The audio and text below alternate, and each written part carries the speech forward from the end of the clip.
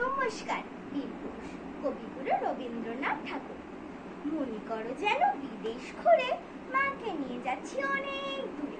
তুমি যাচ্ছ পালকিতে মা চড়ে, দরজা দুটো একটুকু ফাঁক করে।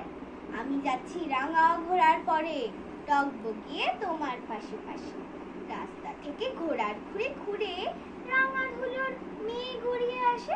সন্ধে হলো, সূর্য নামে পাটে, এলেন যেন জোড়া দিঘির মাঠে। ধুধু করে যেদিক পানে চাই, কোনোখানে জনমানব নাই। তুমি যেন আপন মনে তাই ভয় পেয়েছো, ভাবছো এলেম কোথা।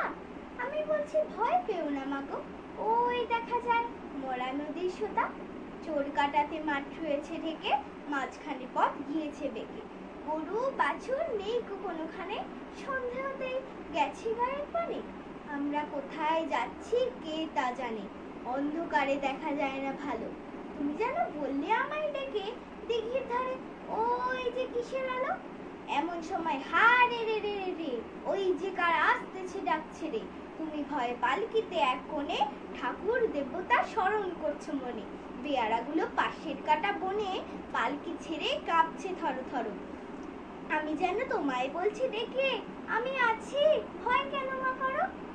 হাতে লাঠি, মাথায় ঝাঁকড়া চুল, কানে তাদের গোজা জবার ফুল। আমি বলি দাঁড়া, খবরদার, এক পা আগে আসিস যদি আর।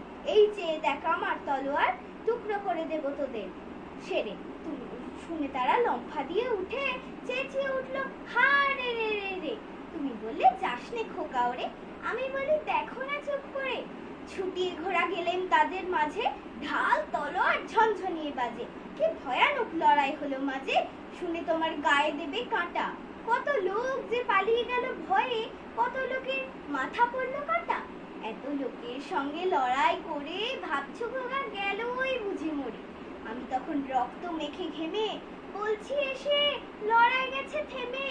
তুমি শুনে পালকি থেকে নেমে চুমু খেয়ে নিচ্ছ আমায় কোলে। বলছো ভাগ্যে খোকার সঙ্গে ছিল, কি দুর্দশাই না হতো তা না হলে। রোজ কত কি ঘটে যাহা তাহা, এমন কেন সত্যি হয় না হা। ঠিক যেন এক গল্প হতো তবে, শুনতো যারা অবাক হতো সবে।